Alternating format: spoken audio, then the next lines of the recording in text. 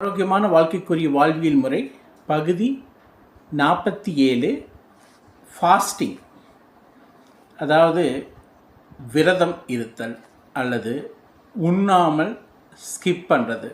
இது எல்லாமே நம்ம என்ன சொல்லுவோம்னா ஃபாஸ்டிங் அப்படின்னு சொல்லுவோம்.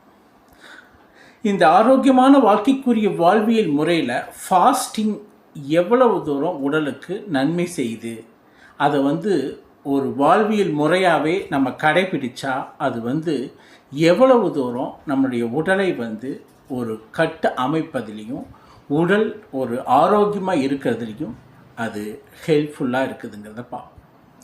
நீங்கள் நம்மளுடைய முன்னோர்கள் எல்லாம் பார்த்திங்கன்னா ஃபாஸ்டிங் அப்படிங்கிறது ரெகுலராக ஃபாலோ பண்ணிட்டு இருந்தாங்க.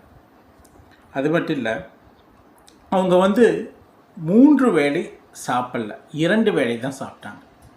அந்த 2 வேளை உணவு தான் அப்புறம் நடைப்பயிற்சி மட்டும் இல்லாமல் எல்லா விதமான ஃபிசிக்கல் ஒர்க்கு, அதாவது உடல் சார்ந்த உழைப்புக்கள், அப்புறம் 2 வேளை உணவு, இது தாங்க அவங்கள ஆரோக்கியமாக வச்சுட்டு இருந்தது.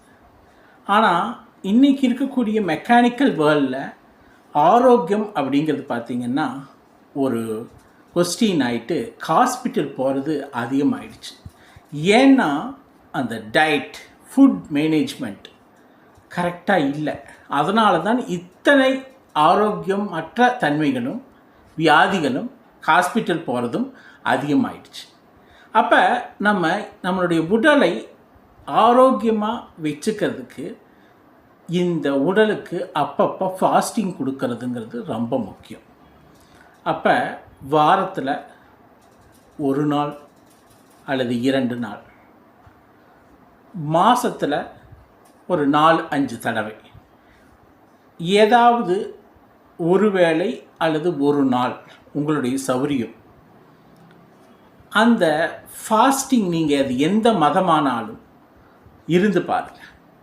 எஸ்பெஷலி இந்த டின்னர் முன்னாடி, அதாவது நைட்டு டின்னரை ஸ்கிப் பண்ணிவிட்டு நீங்கள் ஃபாஸ்டிங்கில் இருந்தீங்கன்னா உங்களுக்கு நைட்டு உறுப்புகளுக்கு கிடைக்க வேண்டிய ரெஸ்ட்டு சரியான விதத்தில் கிடைக்கும். பாடியில் அனாவசியமாக கொழுப்பு சேர்றது குறையும். அது மட்டும் இல்லாமல் உடலில் இருக்கக்கூடிய உறுப்புகளுக்கு நீங்கள் தொடர்ந்து வேலை கொடுத்துட்டே இருக்கிறத கொஞ்சம் ஓய்வு கொடுப்பீங்க. இதுதாங்க ஃபாஸ்டிங்குடைய மிகப்பெரிய நன்மை. ஏன்னா உறுப்புகள் வேலை செஞ்சுட்டே